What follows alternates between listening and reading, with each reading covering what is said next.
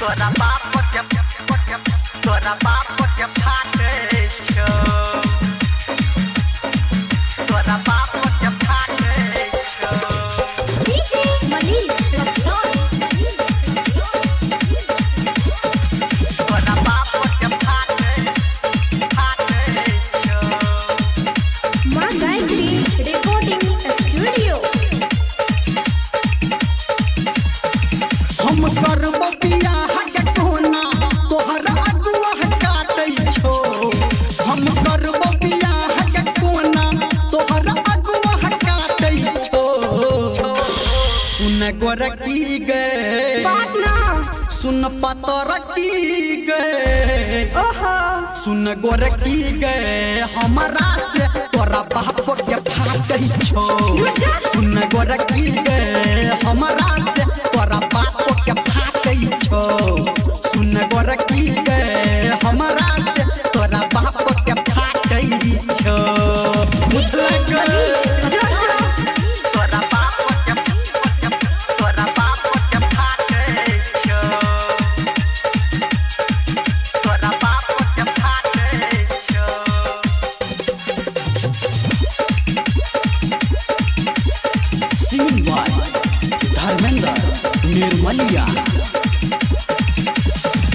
कितना दिन जीवा गोरकी बाप के तू डर से चलन के भाग जाई छी अपना घर से अपना घर हाँ, कितना दिन जीवा गोरकी बाप के अपना डर से चलन के भाग जाई छी अपना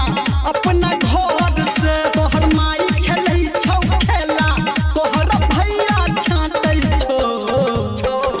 सुन गोरकी गे की सुन पतरकी गे बात ना सुन गोरकी गे हमरा से तोरा बाप के फाटै छो सुन गोरकी गे हमरा से तोरा बाप के फाटै छो सुन गोरकी गे हमरा से तोरा बाप के फाटै छो तोरा बाप के फाटे छो तोरा बाप के फाटे छो अभी आप सुन रहे हैं सावरिया म्यूजिक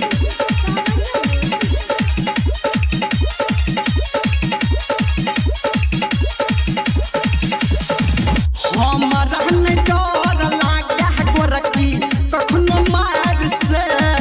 तोरा पाबै खातिर कटबै कटे के कोदार से हमरा न डर लागे गोरकी कखनो मार से तोरा पाबै खातिर कटबै कटे के कोदार से धर्मेंद्र के तोहर छटकी बहिन दुनिया डांटै छो सुन गोरकी गे की रे सुन पतरकी गे बात ना सुन गोरकी गे हमरा से तोरा बाप के फाटै छो सुन